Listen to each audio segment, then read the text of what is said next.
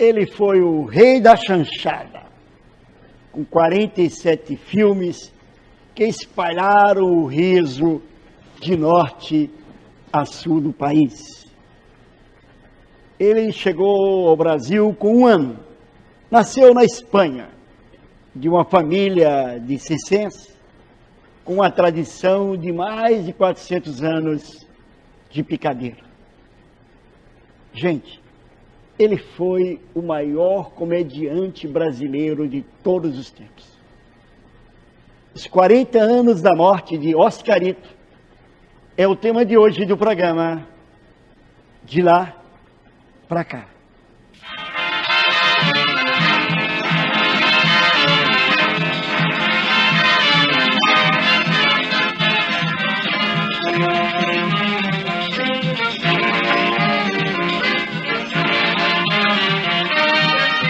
De lá pra cá, Oscarito continua sem rival. Não que o Brasil não tenha excelentes comediantes, mas talvez nenhum com talento tão completo quanto o dele. Essa expressão corporal perfeita, essa capacidade de improvisação, esse histrionismo, essa malícia. Ele foi o maior sucesso do teatro de revista, mas é graças ao cinema que a gente guarda até hoje essa figura.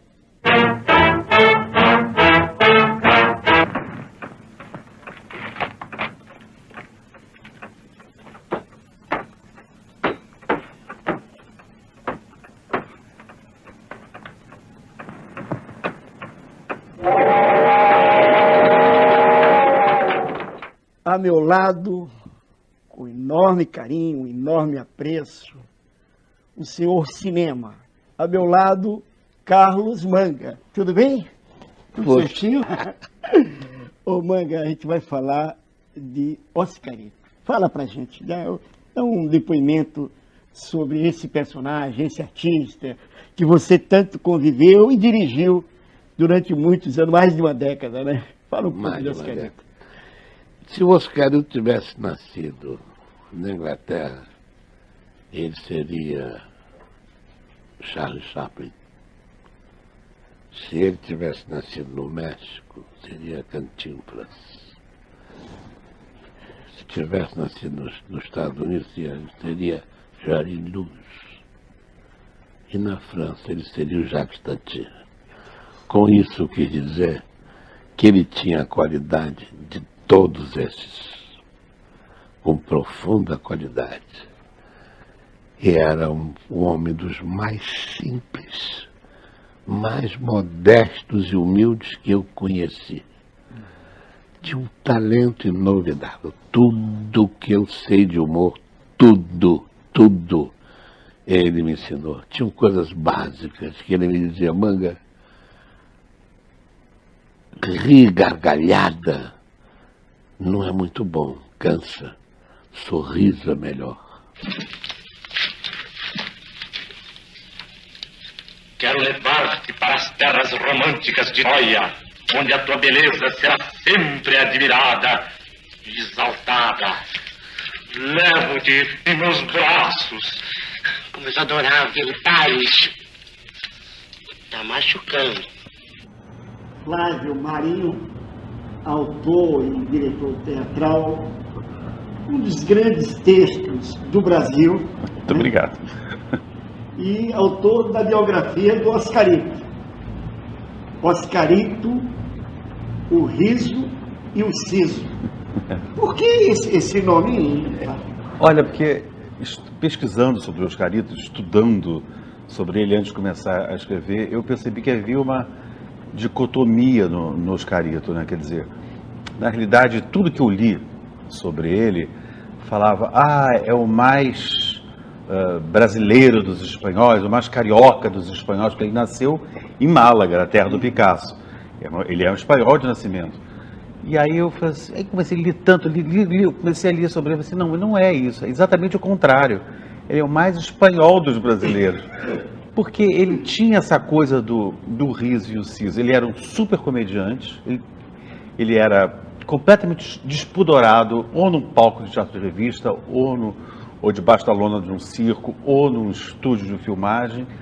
Mas ele, na vida pessoal e fora dessa área de representação, ele era absolutamente sisudo, sério.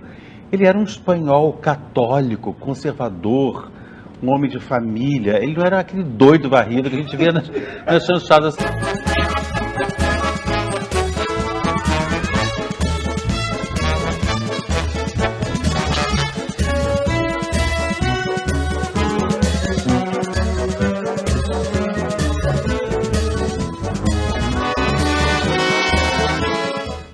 O Oscarito, que era filho e neto de atores e de gente de circo, teve 2 filhos. Uma seguiu a carreira de atriz, o outro não. Essa que seguiu a carreira de atriz, que é a atriz Miriam Tereza, teve 3 filhos. E desses, só um seguiu a carreira de ator, que é o Carlos Loeffler. É engraçado que ficou concentrado em você. Ele gostaria, você acha, que a filha tivesse seguido a carreira de atriz, que você tivesse seguido?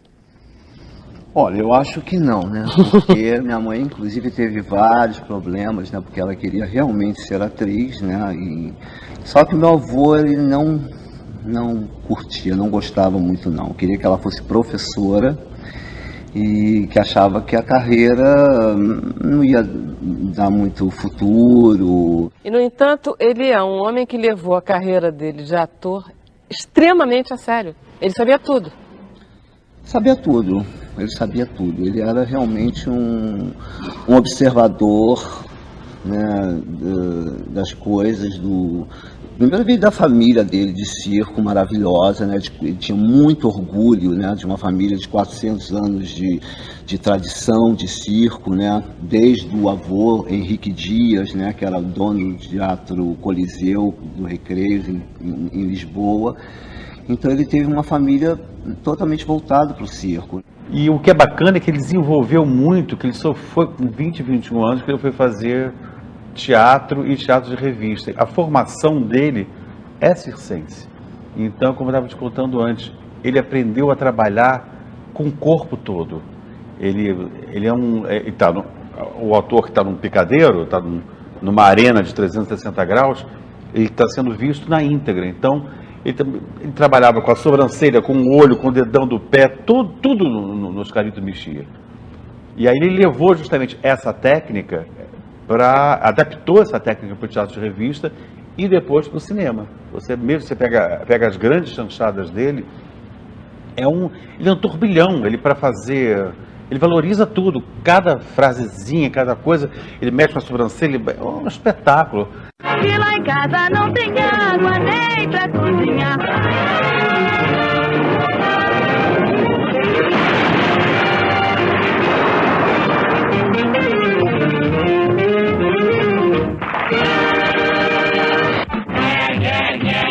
Mas o neném chegou a hora de mamar.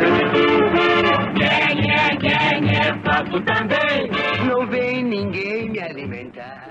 Quem você acha que são as origens do humor do Oscarito? Bom, a origem, com certeza, vieram dos pais, né? Dessa tradição de 400 anos de circo, né? E do tio Juan Cardona, que era um grande mímico, enfim. E na adolescência, para ganhar um dinheirinho, ele, como era instrumentista, né, tocava violino, bandolim, piano, enfim, tocava tudo. Ele tocava nos cinemas dos subúrbios, para os filmes mudos. Então ele tocando, ele ficava vendo aqueles velhos comediantes, né, fazendo aquelas caras, e como, né, não tinha áudio, não tinha voz, então ele ficava tocando e ficava observando, né? Então, logicamente, daqueles todos, né, o Danny Kaye, o Buster Keaton, enfim, logicamente o Chaplin, né? Gordo e magro, ele gostava muito, principalmente do gordo. Eu praticamente gosto mais do magro, mas ele gostava mais do gordo.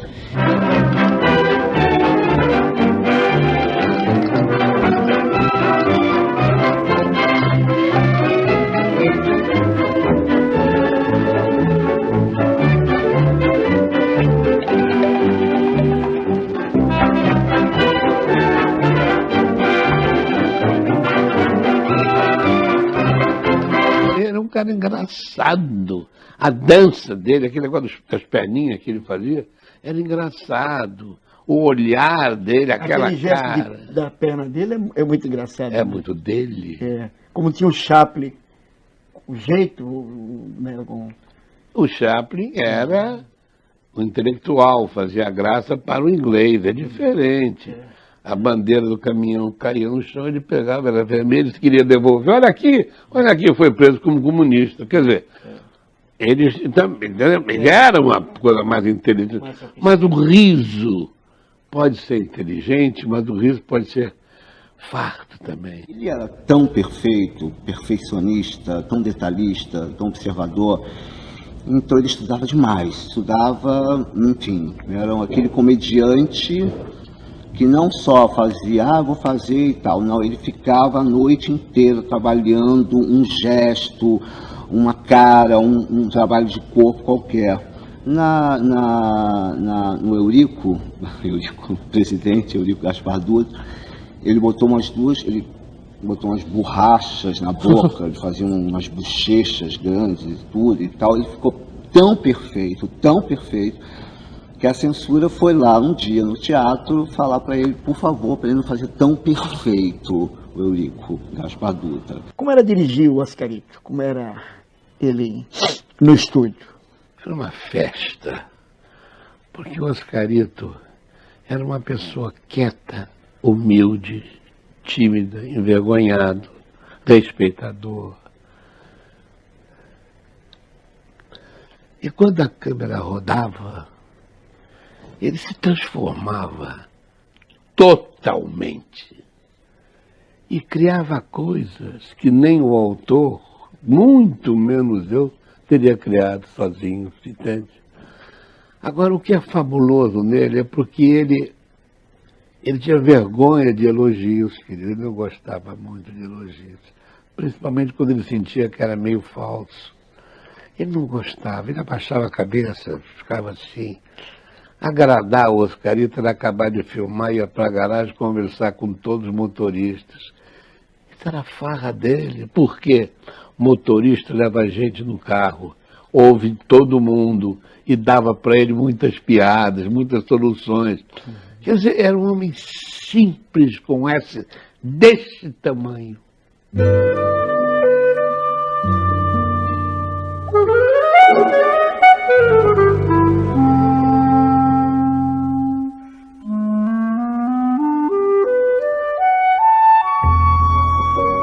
Outros atores naquela época fizeram também comédia, muitos em parceria com o próprio Oscarito, e eu me lembro muito do Grande Otelo e muito especialmente a cena do Romeu e Julieta, que é um negócio...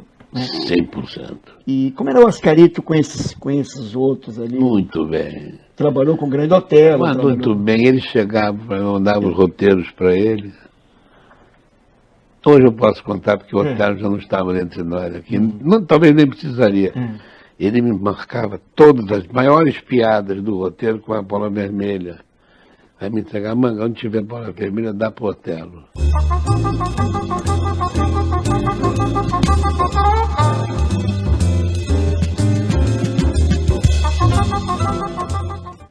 Gente, olha quem está ao meu lado. A grande atriz Eva Tula. Que prazer. Vamos falar do Oscarito. Pois não. Como foi trabalhar com ele? Como é que foi como colega de trabalho para você? Eu, logo que entrei para teatro, o Oscarito trabalhava na mesma companhia de revistas, lá do Teatro Recreio.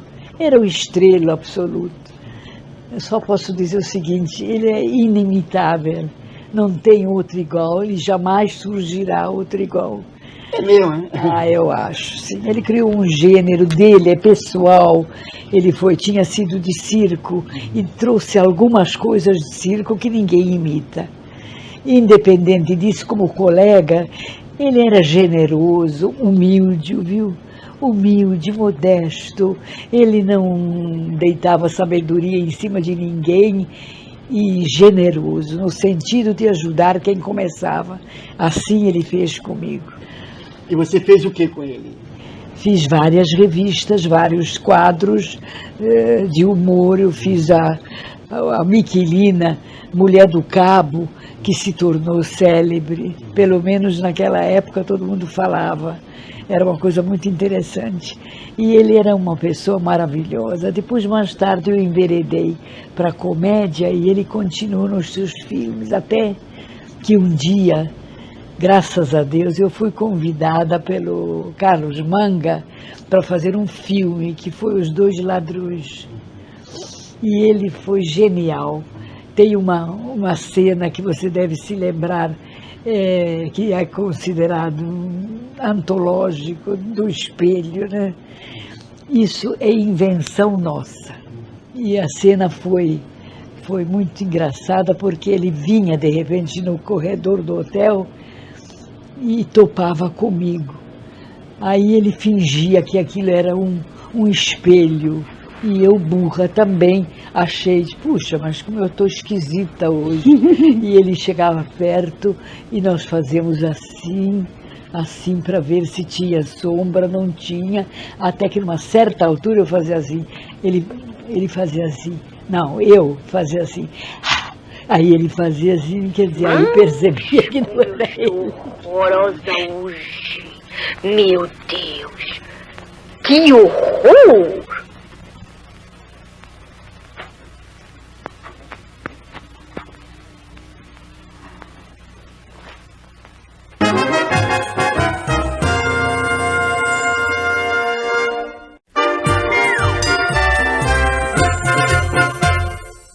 O palhaço que é... Anselmo, a mãe do Oscarito era trapezista. E ele começou a trabalhar no circo com 5 anos de idade. No trapézio? Não, teatro, numa peça baseada no romance O Guarani, de José de Alencar. Isso é engraçado. Mas, ô, velho, o que eu gosto da chanchada é a avacalhação, entendeu? Esse lado da sátira, esse lado de pegar um texto erudito ali da elite europeia, Romeu e Julieta, e transformar num diálogo dele, gaiato, palhaço, com um crioulo grandotelo, de batom. É um negócio, é a carnavalização da cultura europeia. Eu adoro isso, adoro. Mas tem um detalhe, que ele tem um domínio do corpo incrível, porque nessa cena, inclusive, você vê ele pula, as coisas assim, que é do circo, né? É verdade, ele Como aprendeu é que ele fala muito. mesmo, hein? Ele fala assim, o Oscarito assim, nas asas do amor eu transpus esses muros. Julieta. Romeu.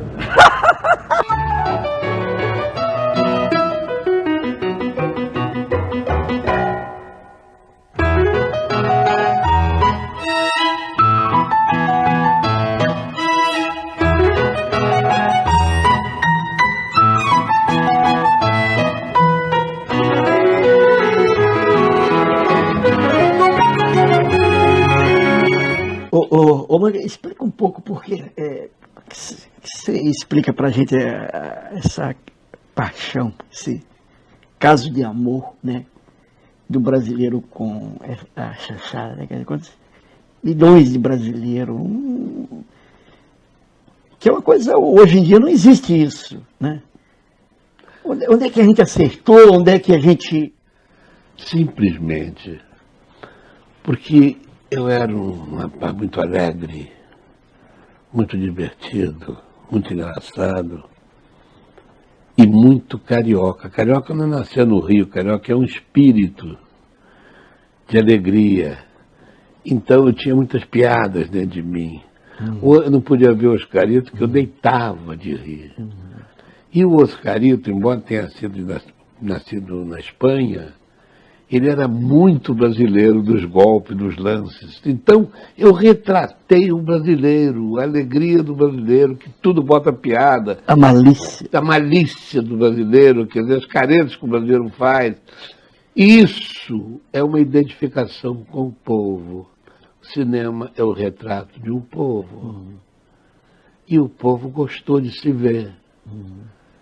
E aí desbaranou-se um sucesso enorme da chanchada, porque eles iam fazer filas e filas para se divertir. Muito prazer.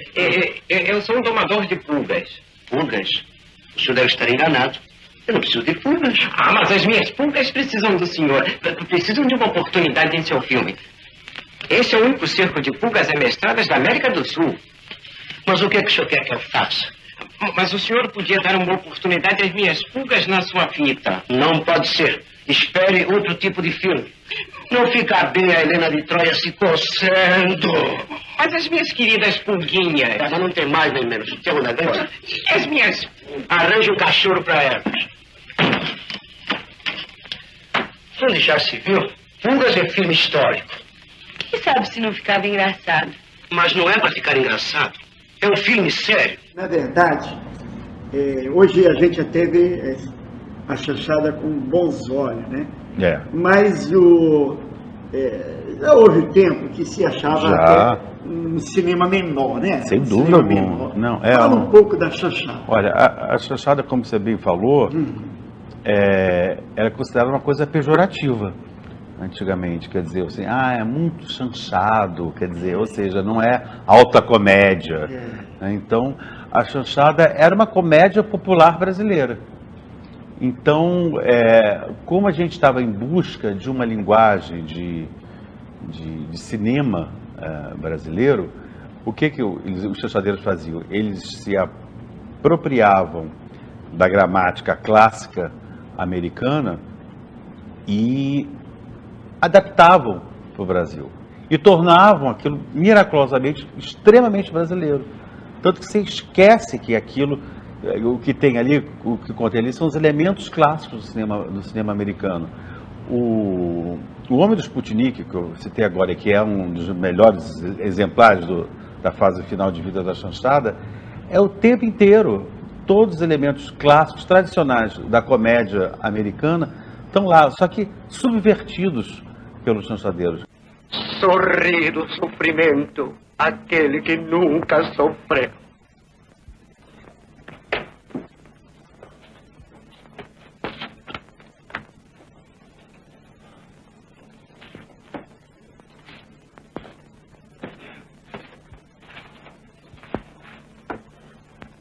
Com as asas do amor, eu transpus estes muros, pois muralhas de pedra um amor não contém. Que luz é aquela no balcão? Será Julieta? Ou será que ela não vem?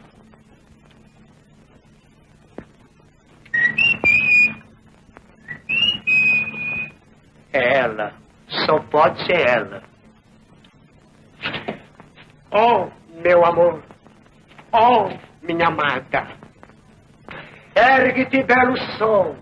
Mata de inveja a lua pálida de tristeza. Ai, de mim. Qual é a sua avaliação desse gênero, chanchada? Eu acho que estão errados desde o início. Não existe chanchada. Existe cômico, existe o cômico e existe a comediante. O comediante, existe a comédia e existe a comicidade. E particularmente eu acho que a comicidade, fazer rir, é mais difícil do que fazer chorar. Fazer chorar está num texto. Isso não precisa de interpretação. Interpreta porque chora, porque bota até e chora. Mas a comicidade não. Tem uma certa palavra em cada frase que, se não for valorizada com o devido tempo, absolutamente perdido para a graça. E esse tempo ele tinha. É o time, é o famoso time, que, entretanto, já confundem também time com velocidade. Não é. Não é a mesma coisa. Não, é um sincopado, mas não é velocidade.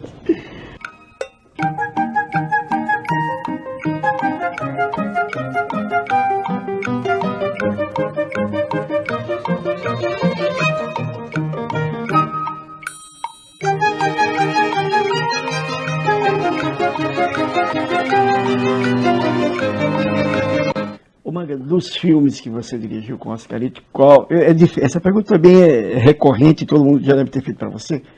Mas qual é o filme? Qual é o que você gosta? Qual é o que você sozinho pega e revê desse filme do Oscarito? O Homem do Sputnik. É ótimo. Eu achei um achado fazer isso. Foi uma ideia do Cajado Filho, Estava na moda a conquista espacial russa? Com aquele, igualzinho aqui, né? Era uma bola com aqueles gravetos. Nós estávamos procurando com o carro uma locação.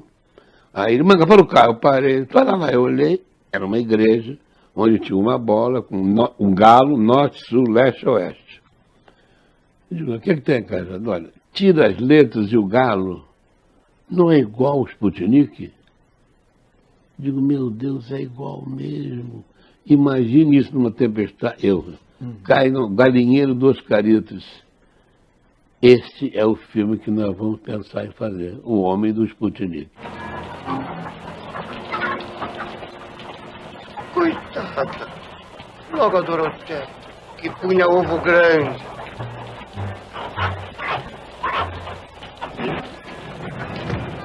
Oh, Conchita. Eras uma verdadeira artista. Punha os ovos cantando.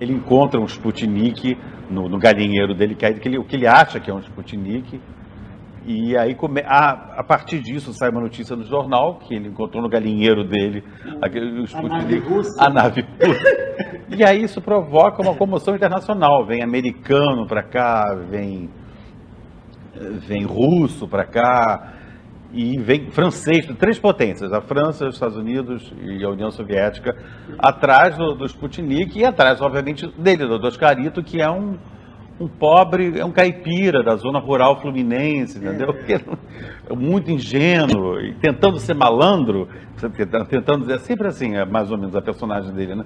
É um cara que é um super ingênuo que quer ser malandro e acaba não se dando bem. E tem uma sequência memorável no Sputnik, que a arma francesa é a Brigitte Bardot, que é feita brilhantemente pela Norma Bengel. Então ela vai seduzir, ela é contratada para seduzir o Oscarito, e o Oscarito para conseguir o Sputnik dele.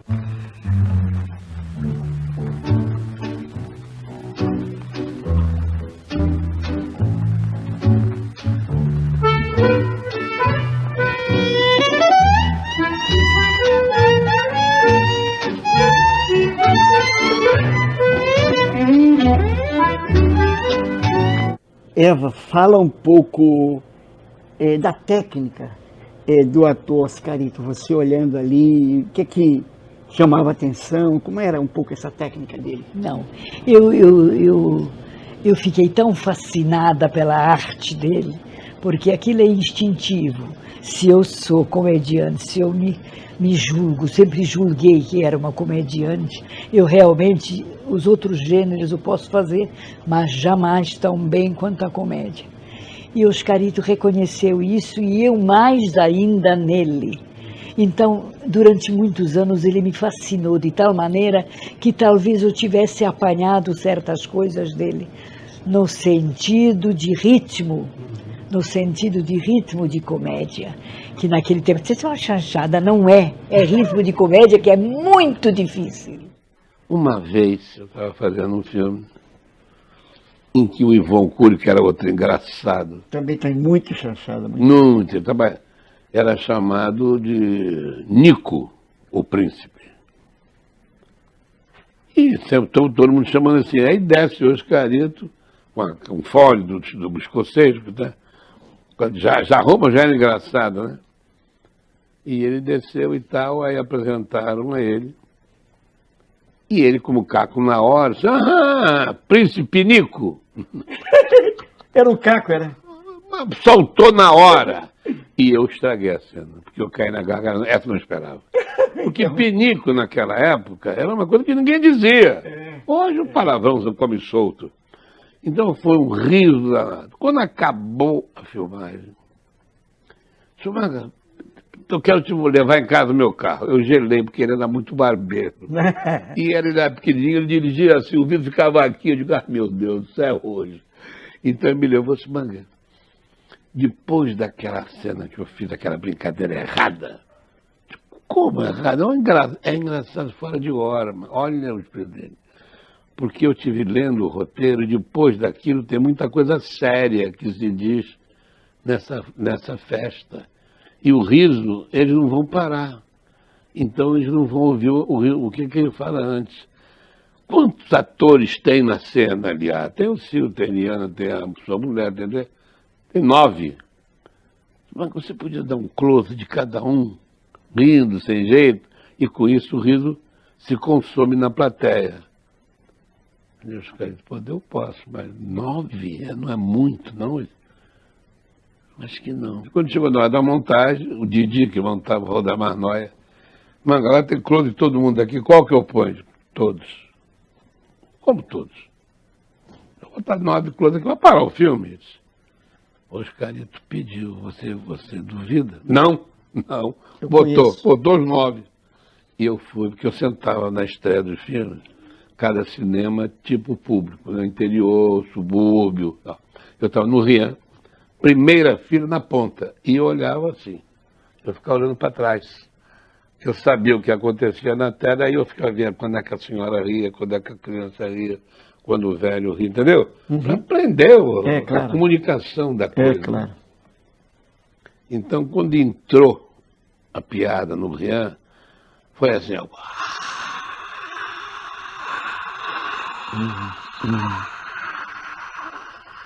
O tal do pinico.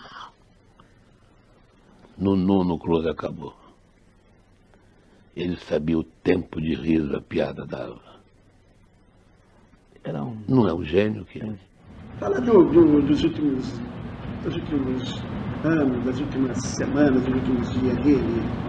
Olha, realmente os últimos anos dele foram muito amargos, foram tristes, e tinha isso dentro dele porque ele achava que não seria reconhecido, que não seria lembrado, imagina.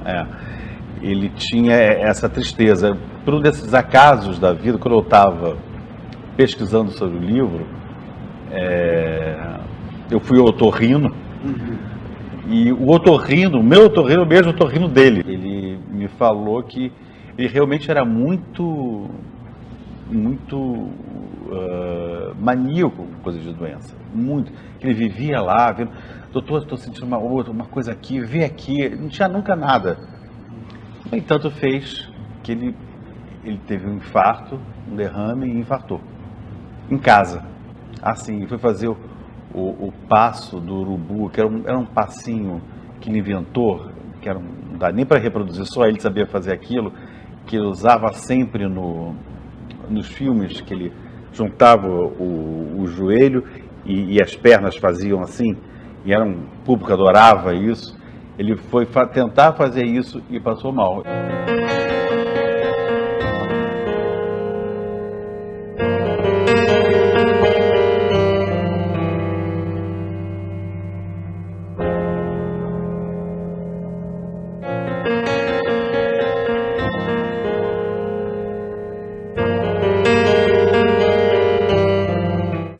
Mas o Oscarito foi um ator de uma época que não tinha televisão, né?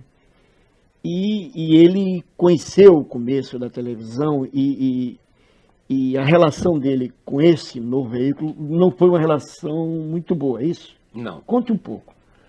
Porque ele vivia o calor do personagem e o cinema dava uma sequência para ele. E a televisão dava momentos. Corta, agora vamos botar a câmera aqui. Agora vira para cá. Quer dizer, tirou aquela espontaneidade dele, tirou aquela simplicidade dele, tirou aquele ambiente dele, aquele amor do cinema. Ele era cinema. Não era coisa dele a televisão. E a televisão, todo mundo diz que é a mesma coisa que o cinema, não é? Não é não, mano? Não, é muito diferente. É mesmo, né? Completamente diferente. A televisão é momento, cinema é uma história toda, é um clima todo. E entre o Oscarito e a televisão, eu fico com Oscarito.